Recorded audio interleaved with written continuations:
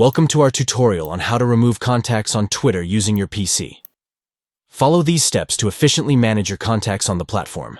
To begin, click on the More menu located at the top right corner of your Twitter screen. This will open a drop-down menu with various options. Next, navigate to Settings and Privacy to access the settings for your Twitter account. This is where you can customize your account preferences. Click on Privacy and Safety to manage the privacy settings of your Twitter account and control who can interact with you.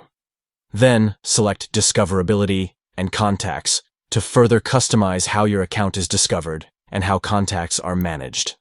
Click on Manage Contacts to view the list of contacts associated with your Twitter account. Here, you can see all the contacts you have uploaded to Twitter.